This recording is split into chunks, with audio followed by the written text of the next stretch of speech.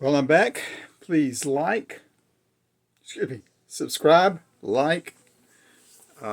comment, share, participate, share, think, share. Um, as if you've been following along with me here since I started a month or so ago, maybe two now, I don't know.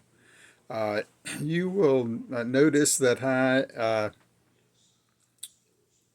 do a lot of various things, talk about various things. Uh, Eclectic, that's what I am. I'm eclectic. My goal is not to convince you to believe what I believe. I mean, I'd love that you would, since I believe what I believe, and I'm hopefully I'm right. But what if I'm wrong and you have some information you can share? So, but I want to present ideas for you to munch on because I think a lot of people don't do much munching. As I matured over the years, that's what I basically held to. When I was younger, I used to think that those conservative people were what you call parochial. Parochial means you sort of your worldview is very narrow, focused on your immediate experience. You know how you grew up, that kind of stuff. What's going on in the world around you. So therefore, over there across the ocean, that's very exotic and you can't relate to it, etc.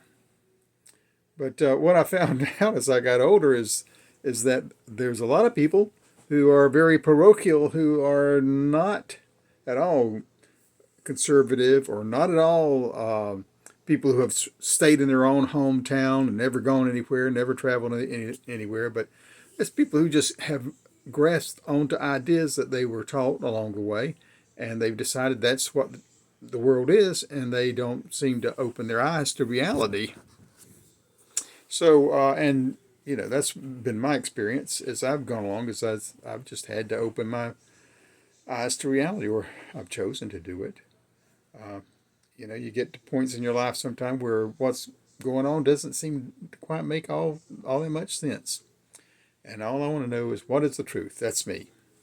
And I'm therefore I share things that I think help us to find the truth. So I came across the video. I think this is not new news.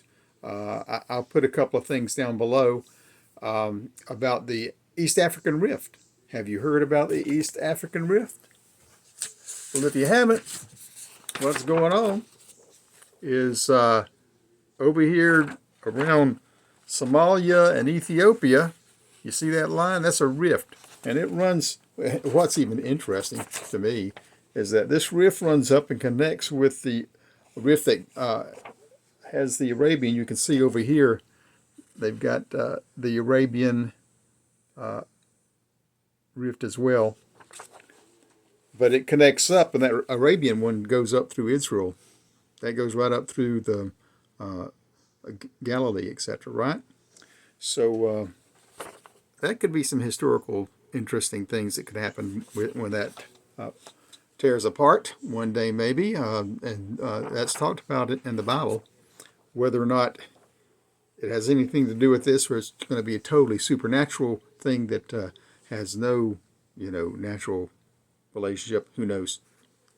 But clearly that gives it a possibility that it's going to be something that's going to happen that has been, prophesied.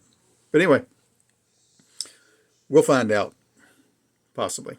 Anyway, but what I'm talking about today is this particularly this right through here, because it's cutting off Ethiopia, Somalia, etc.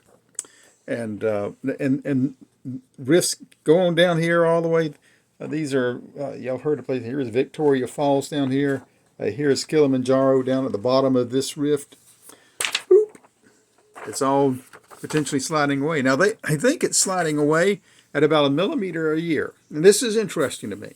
This started in 2018, and it's moving. They say about 7 millimeters a year. So, it's going to take 100 million years for it to finally keep on moving and really create a real sea, and many more millions of years to. I'm just making up millions. I don't remember the exactly scientific, because it doesn't matter to me, because guess what?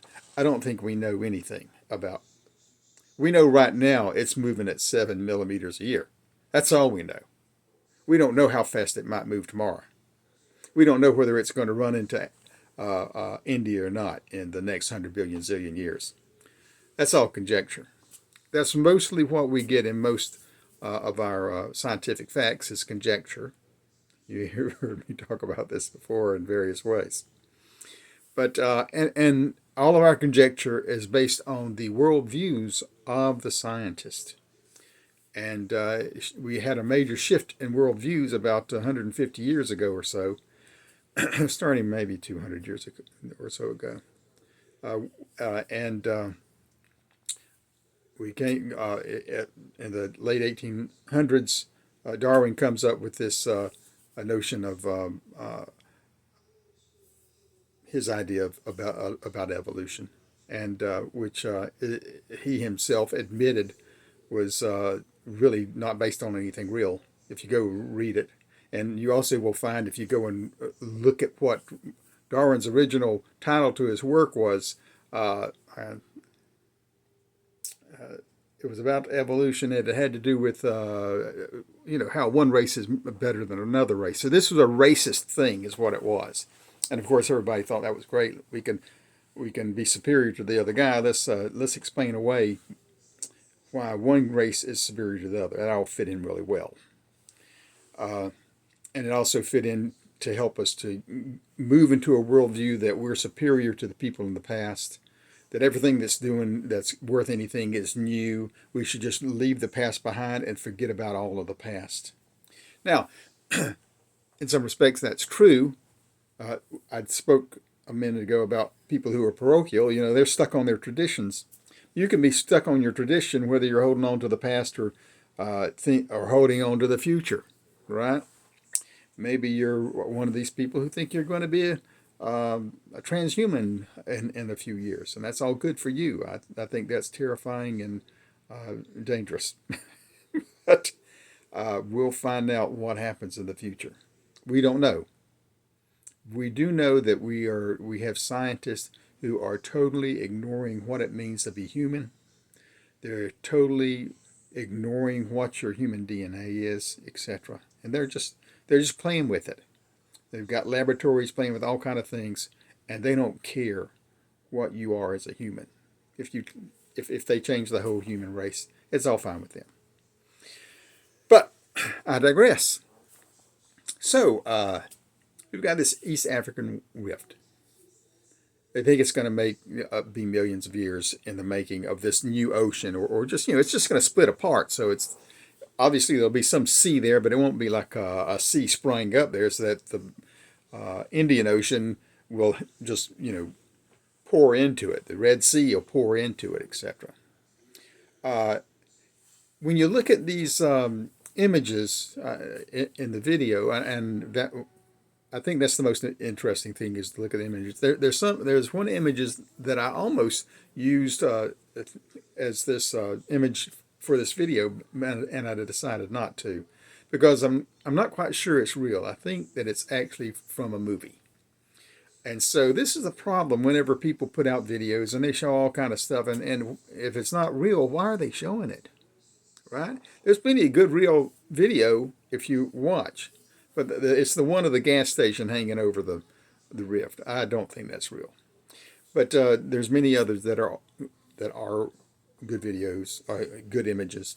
This is a amazing thing. It's just opening up and spreading out, and I think it's 50 feet deep in some places approximately, far 50 miles or something long at this point, and maybe longer by the time at the time the videos that we were looking at were made, but maybe longer by this time, causing earthquakes and eruptions and things like that.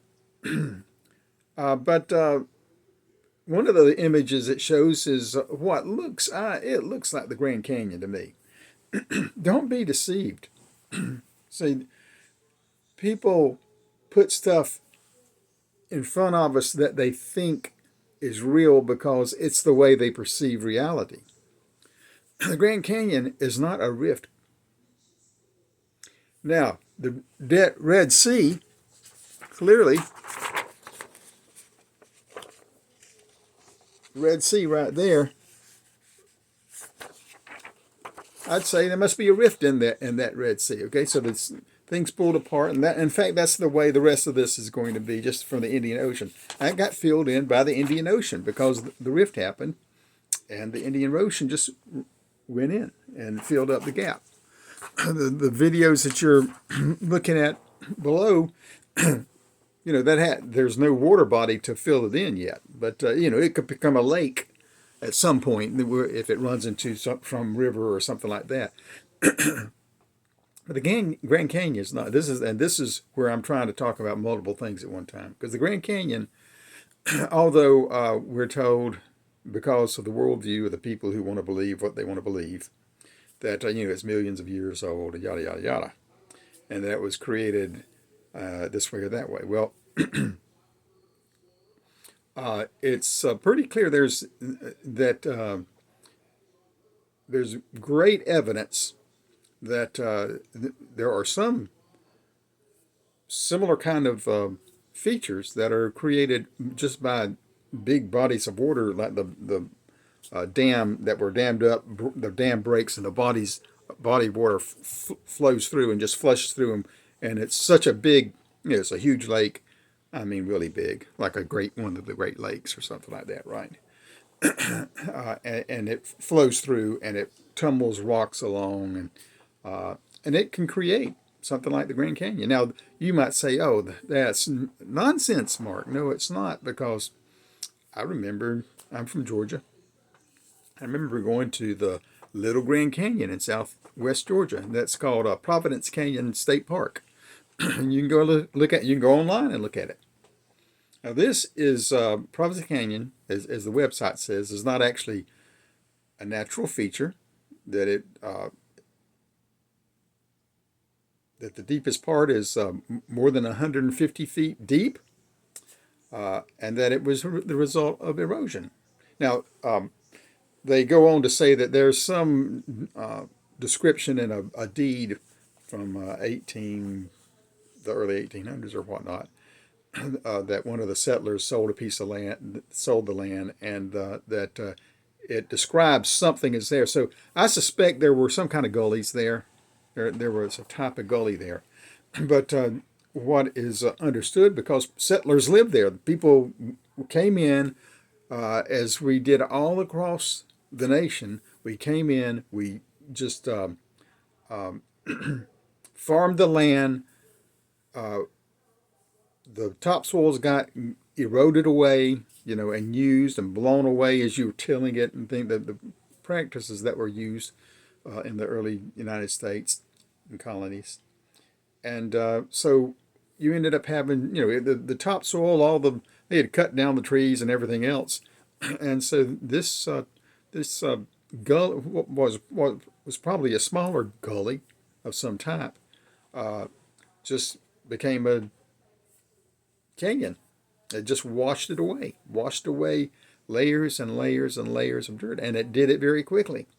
Okay, now that was not from one event. It's not like a dam broke above and it just washed out the Providence Canyon. In this case, it was from thunderstorms, rain, over a short period of time, though. Okay, not hundreds and thousands of years, not hundreds of years. 150 feet deep. You probably have ditches all around your neighborhood, and are any of those washing away like that? So, but if you go and take the dirt out, the grass out of them and things like that, see, we try to keep erosion from happening all the time these days, and we do engineering to make sure that things don't get washed away. But they weren't doing that back in the 1840s or so, I think. But So that's what happened there. That's just the same process that happened to the Grand Canyon. That you can go and see scientists who will tell you this, okay, and they explain it very simply. It doesn't take a rocket scientist. But there's the other people who want to believe that the Grand Canyon is hundreds of millions of years of erosion, and it's probably not that. There's evidence. A lot of people think it's from a flood, a great flood. Now, whether this is a worldwide flood or whether it was just a regional flood,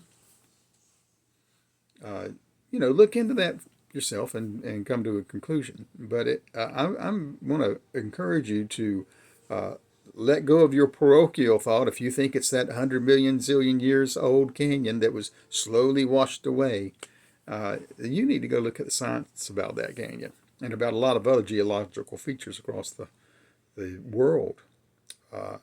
There's one guy that I watched an interview with, and he is an expert on alluvial erosion, and he's gone all around the world. And he points out in Africa, in China, etc., there are exactly the same kind of water erosion things that happen at the Grand Canyon.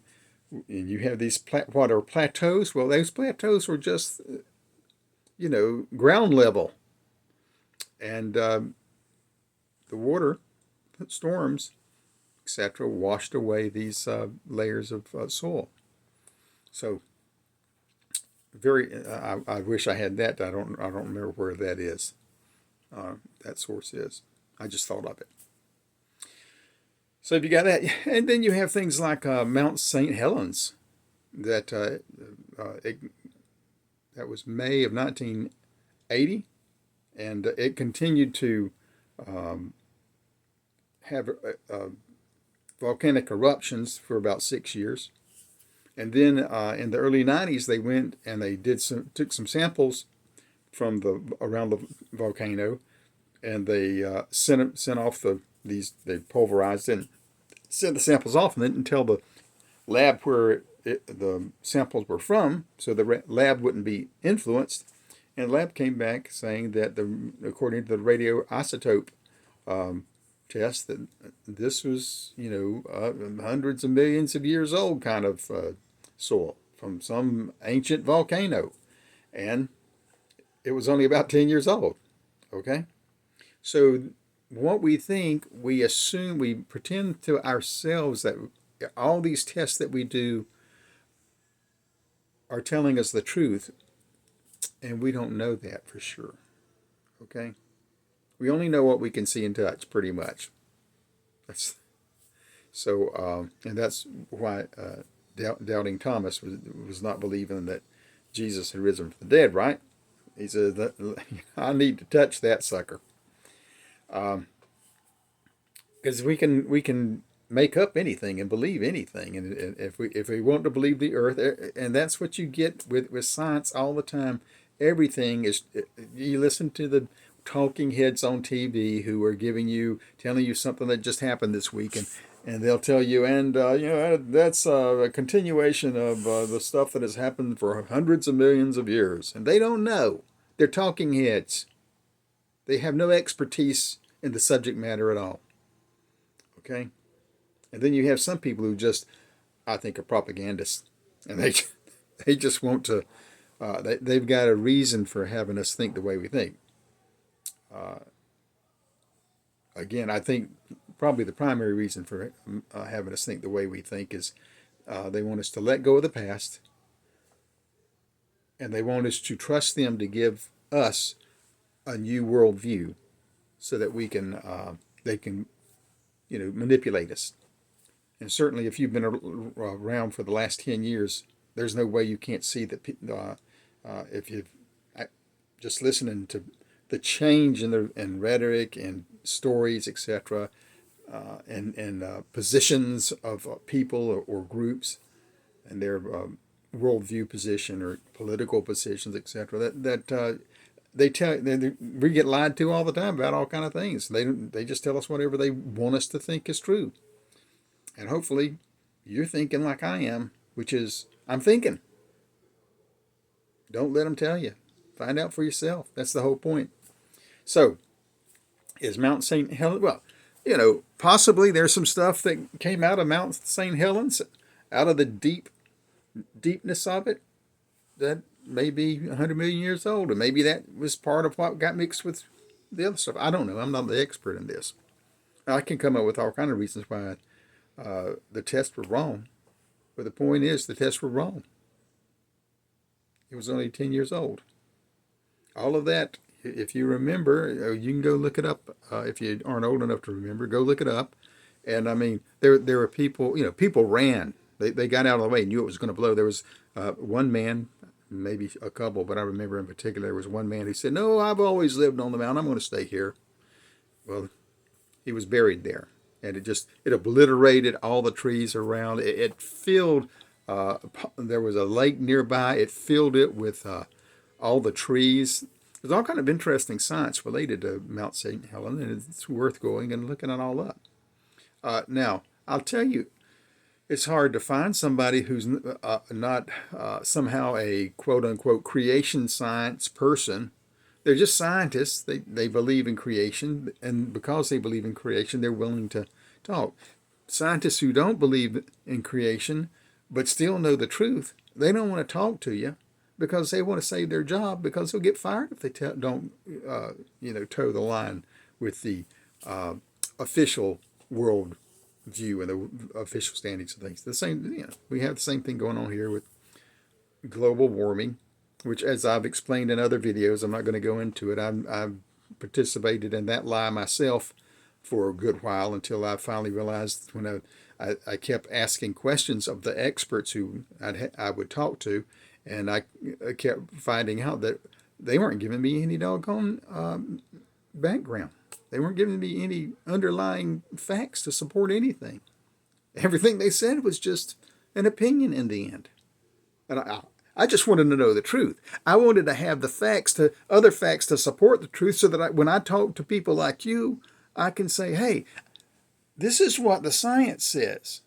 But if you look at the science too often, so often, it's expressing something that is going to get you to believe something that's not true.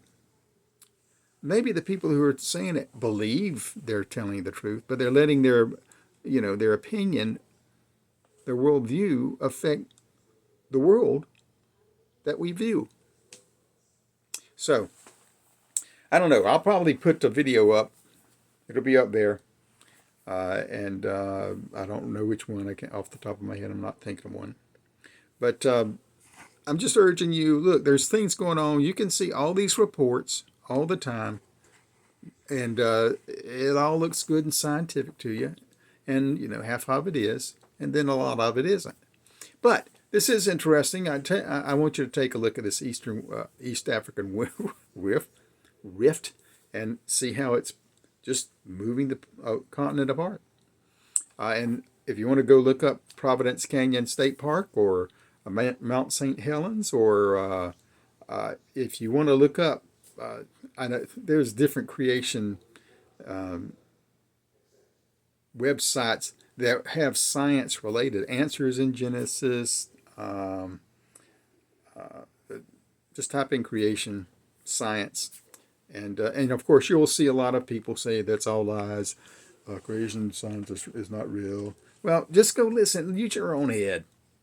Go listen to them and see if what they say makes any sense to you or not. That's all you have to do.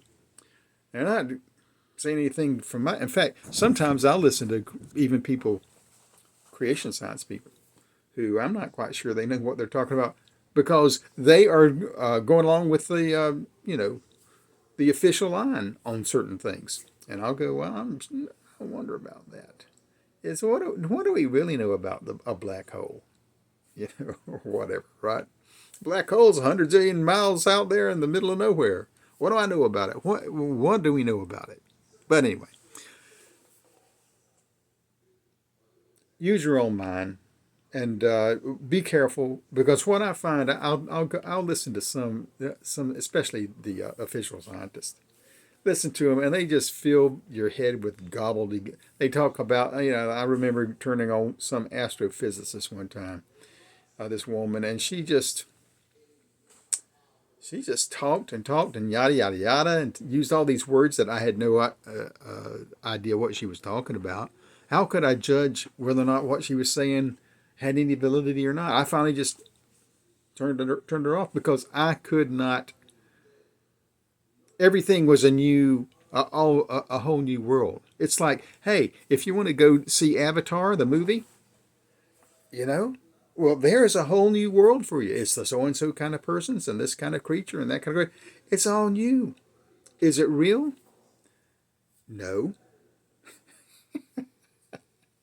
but it's all described. You know, the movie is any science fiction. It's all described. It could be real. What if it was real? But when I'm looking for somebody to give me I can enjoy entertainment. But if I'm looking at somebody who's supposed to be a scientist telling me something, they need to give me the facts based on my feet on the ground and their feet on the ground, not some highfalutin things that they're just making up. I've before I've in other videos I've shown my 1 plus 5 equals 6 and 2 plus 4 equals 6, and just the fact that you can come up with all kind of formulas to come up with an answer that's the answer. You know, 9 minus 3 is 6. Now we know because we have our feet on the ground, and we can go put three oranges together and 3 oranges together and count them and find out we have 6. We can do that, right? But there's a lot of formulas that you hear people talk about that there's no way. You don't know whether they're making any sense or not. And you know, there's all kind of formulas that scientists work on that they themselves know, hey, it doesn't. We don't know how this works. That's why they're still working on them. Anyway, look at this below. Hope you enjoy it. Hope this makes you think, and make sure you're seeking truth, praying for guidance, and you'll get there.